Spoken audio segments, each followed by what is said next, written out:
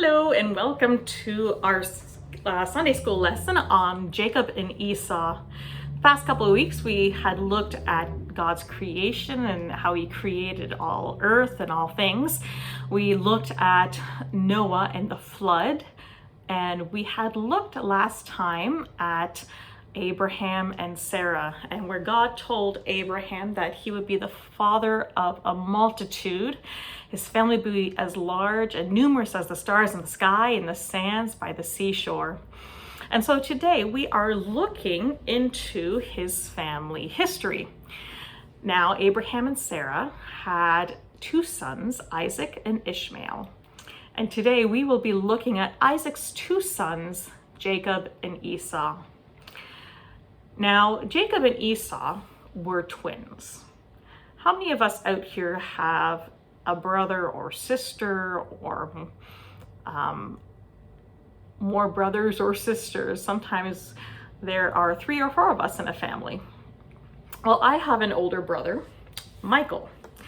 And this is a picture of us when we were younger, and you can see that he was much older than I was. He's 8 years older.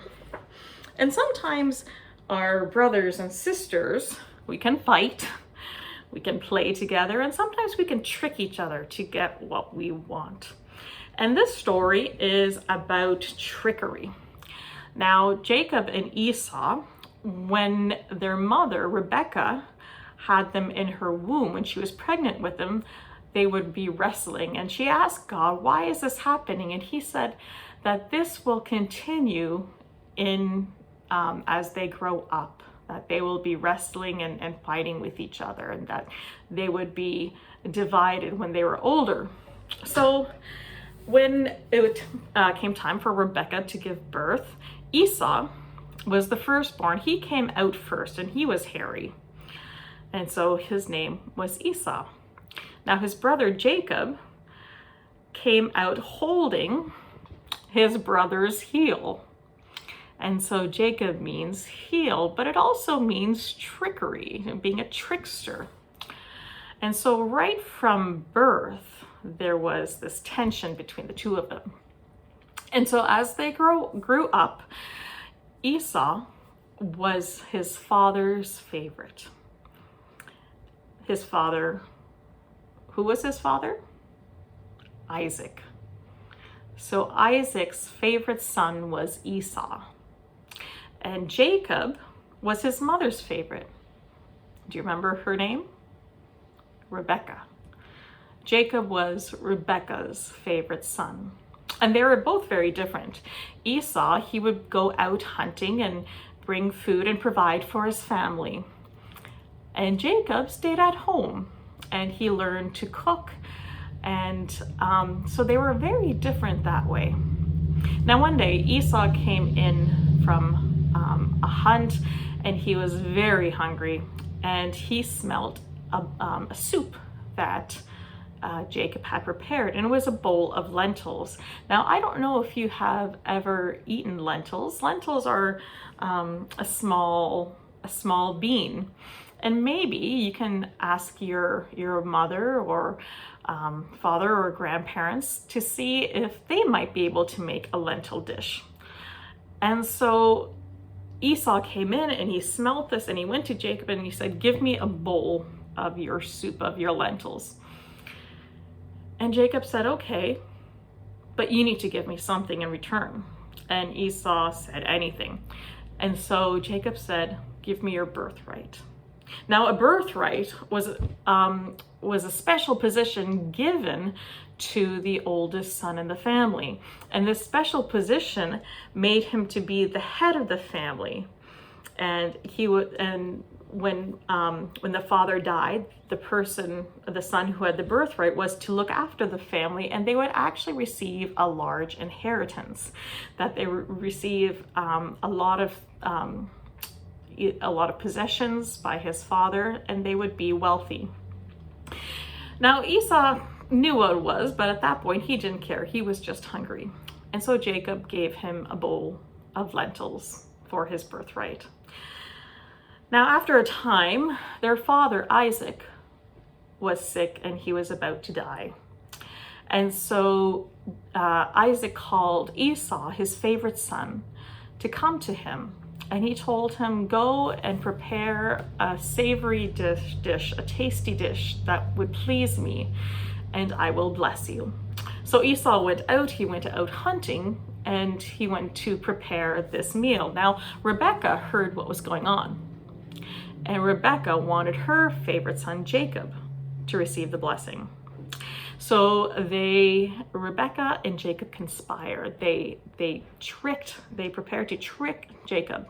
So Rebekah made this wonderful meal, and she dressed up Jacob, because remember, Esau was hairy and he smelled a little, being out always hunting, and so he dressed up so that his father wouldn't recognize him. And so when he brought the dish to his father Isaac, Isaac was pleased, and the trick worked. He thought it was Esau. Now Esau, well, before we get to that, Isaac blessed Jacob and gave him his blessing. And so he left, and Esau came back, and he had prepared a dish and went to his father, and his father said, I just gave you the blessing. And he said, no, you were tricked. And Esau asked his father, is there any blessing left for me? And his father basically said no. And so Esau was angry, so angry that he wanted to kill his brother. Now, when Rebekah heard that, she told Jacob to run away to save his life. And so he did. And so that is the story of Jacob and Esau. Now, the story doesn't always end there.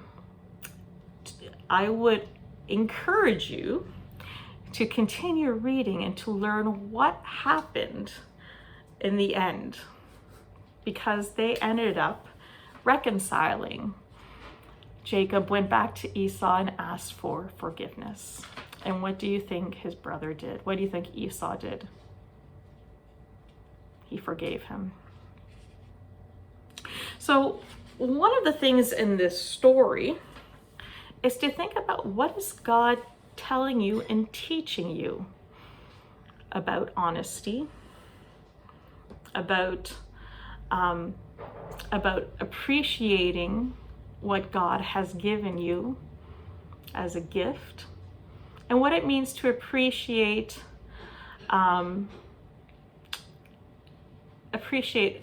those gifts and be grateful for them, for what we have. And so if you want to do a recap of this story, you can go to YouTube. I think this is a wonderful series on there, and it's God's story, Jacob and Esau. So if you go to YouTube and just type in God's story, Esau and Jacob, or Jacob and Esau, you'll get a recap of the story. And for those who are working with the curriculum that I have, to look and explore some of the questions for you to reflect on.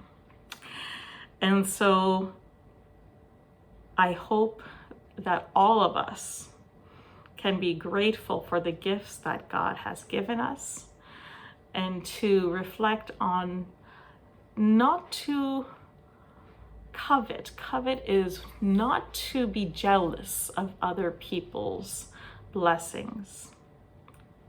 And so I look forward to meeting with you again next time. And next time we will be looking at the story of Joseph. And Joseph is one of Jacob's sons. So until then, have a wonderful and blessed day. Take care.